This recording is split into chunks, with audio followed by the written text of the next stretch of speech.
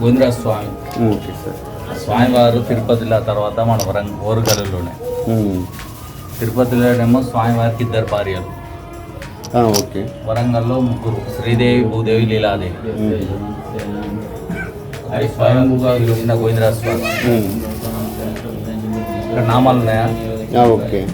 ఈ ముందు పైన స్వయంగా వెలిసిన స్వామి.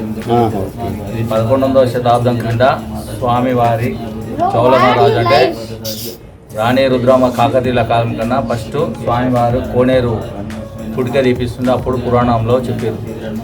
దాదాపు ఇప్పుడు మా తాతల ముత్తాతలకి వంశపారి అర్చకులం లెక్క నిర్వహిస్తున్నాం. ఇది ఎండోమెంట్ ఆధ్వర్యంలో ఉండగానే స్వామివారికి నిధులు అనేది ఏం లేదండి.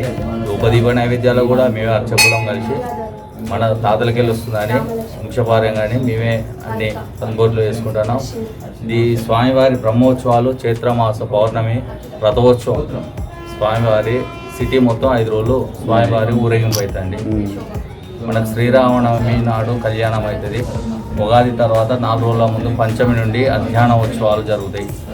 అధ్యానోత్సవాల తర్వాత స్వామివారి ఎదుర్కోలోత్సవం, తర్వాత కళ్యాణోత్సవం, తర్వాత స్వామివారి బ్రహ్మోత్సవాలన్నీ పెద్ద రథోత్సవం మీద స్వామివారి ఊరేగిస్తారు. తర్వాత 5 రోజుల తర్వాత మళ్ళీ పూర్వీకులు తిరిగి ఇంత గర్భగుడి ఏరుకొని స్వామివారి చక్రస్థానం అయినాక విశ్వయాగం ఉంటుంది. స్వామివారికి నిత్యం ధూపదీప నైవేద్యాలు యథావిధిగా ఇస్తాం. జై శ్రీమన్నారాయణ. జై శ్రీమన్నారాయణ. జై గోవిందరాజ స్వామి. సో జై గోవింద. వ్యూవర్స్ చూస్తున్నారు కదా, మన వరంగల్ నడిబొడ్డులో ఉన్నటువంటి గోవిందరాజు గుట్ట అండి. కానీ దీనికి గుర్తింపు అనేది ఇంకా సరిగ్గా రాలేదు. గుర్తింపు తీసుకురావాలి మెల్లిమెల్లిగా. ఎందుకంటే చుట్టుపక్కల అభివృద్ధి చెందుతూ ఉన్నాయి. కానీ మనకు స్వయంభూగా పుట్టినటువంటి మనకి ఈ గోవిందరాజు గుట్టలో ఉన్నటువంటి భగవంతుని, ఆ దేవుణ్ణి ఒక మెల్లిమెల్లిగా నేను చూస్తున్నటువంటి 15-20 ఇయర్స్కు ఇప్పటికీ కొద్దిగా డెవలప్మెంట్ జరిగింది. వేరే టెంపుల్స్తో చూసుకుంటే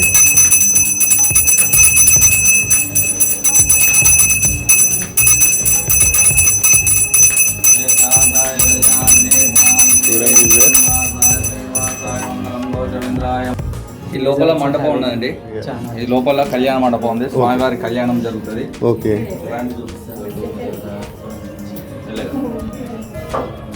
సో చూడండి వ్యూవర్స్, ఇక్కడ ఉన్నటువంటి సదుపాయాలండి మనకు అది ఒక 20 గుడి పుట్టిన కాంచెలు ఉన్నటువంటి మండపాలండి, కళ్యాణ మండపాలు.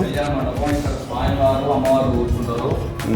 శ్రీరామనవమి రోజు స్వామివారికి కళ్యాణం అవుతుంది. గోవిందరాజ స్వామి కళ్యాణం. ఇక్కడ కోనేరు ఉన్నది. వరంగల్ సిటీలో అతి పెద్దదైన గోవిందరాజ గుట్ట స్వామివారి డెవలప్మెంట్ కోసమే చూస్తున్నాం. ఇది కోనేరు అంటే పూర్వీకులు 11వ శతాబ్దం కింద కోనేరు ఇది. ఇలా స్వామివారు స్వయంగా అప్పుడు పురాణంలో చెప్పినట్టు అలాలం తీపిస్తుంటే వెళ్ళిందని చూస్తుండి. ఓకే. ఇది కోనేరు. స్వామివారికి ఇక్కడ గణపతి ఉన్నాడండి. ఇది గణపతి టెంపుల్ అండి. ఓకే. ఈ గణపతి టెంపుల్ ఎదురుగా అక్కడ టాకీస్ ఉంది, సునీ టాకీస్ అని. దాని ఎదురుగా ఒక బావి ఉంటుంది. ఆ బావి ఇప్పటి వరకు కూడా ఎండిపోదు. స్వామివారి దృష్టి ఆ బావి మీద వాళ్ళ స్వామివారి యుగారుకు పూర్వీకులు అప్పుడు నీళ్ళు లేకపోతే ఆ బావిలోకి వెళ్ళి నీళ్ళు తెచ్చుకొని దేవుని తీసుకునేదట పురాణంలో చెప్పుకోబడింది. ఇది స్వామివారి ఇష్టమైన.